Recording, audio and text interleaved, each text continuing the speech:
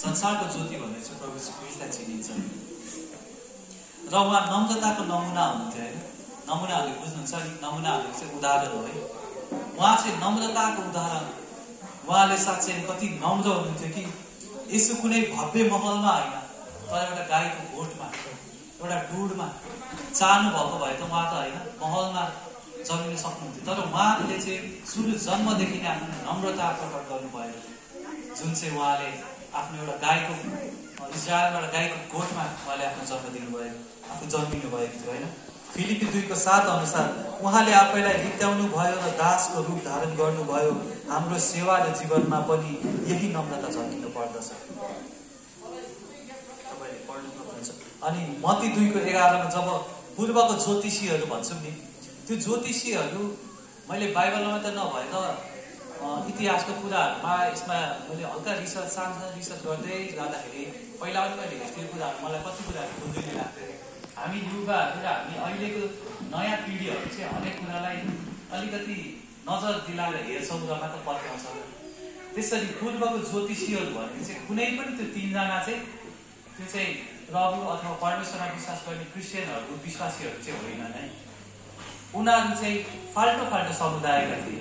उनीहरू चाहिँ के भन्छ खगोल भन्छ होला सायद, त्यो चाहिँ ताराहरूको वैज्ञानिक जस्तो ज्योतिषीहरू थियो। उहाँहरूले चाहिँ ताराहरूलाई हेरेर भविष्यवाणीहरू गर्ने गर्नुहुन्थ्यो। उहाँ ज्योतिषीहरू भनेको त्यो हात हेर्ने ज्योतिषीमा त थियो, उहाँहरू चाहिँ विद्वानहरू भन्छ।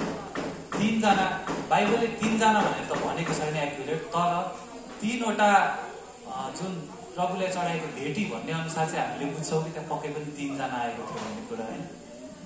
र तीनजना ज्योतिषीहरूमा उनीहरू बाइबलको कुराहरूले हामीले गर्दै जाँदा पढ्दै जाँदा हामीले यसरी थाहा पाएको थियौँ कि त्यहाँ तीन प्रकारको तपाईँलाई उपहारहरू भेटीहरू चढाएको थियो।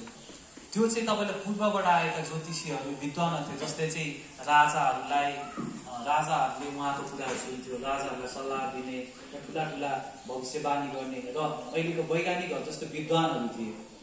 तर उहाँहरू क्रिस्चियन विश्वासी नभए तापनि उहाँहरूलाई यति कुरा थाहा थियो कि यहाँ चाहिँ एक दिन चाहिँ यो दिन चाहिँ राजाहरूका राजा प्रभुहरूका प्रभु परमेश्वर जन्मिँदै हुनुहुन्छ भनेर उहाँहरूलाई थाहा थियो। त्यसैले उहाँले त्यो ताराहरूलाई पछ्याउँदै गएको कहानी कथाहरू हामी र यो वचनमा हामी यो कुराहरू थाहा पाउँछौँ होइन।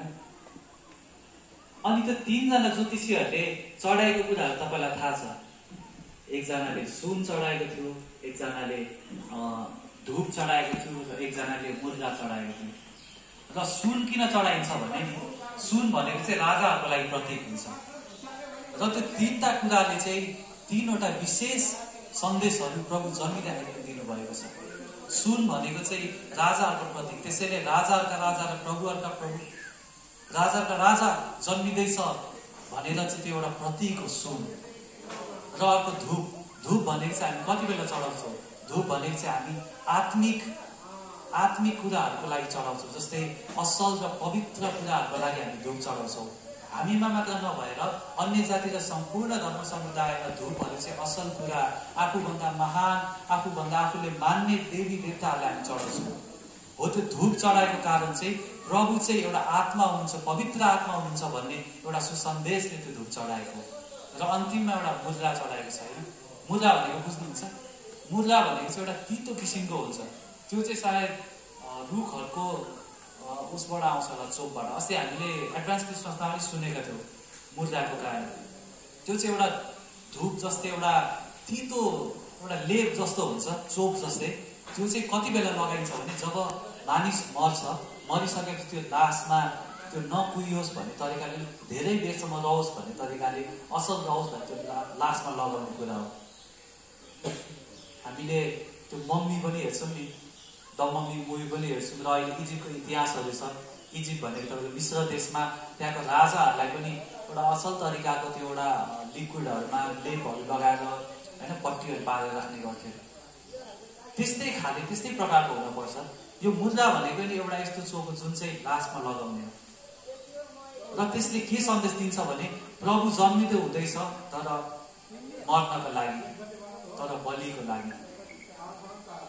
सुनले राजाका राजा प्रभु र धूपले पवित्र आत्मा प्रभु र अन्तिममा मुद्दा भनेको चाहिँ मर्न आउनु हुँदैछ।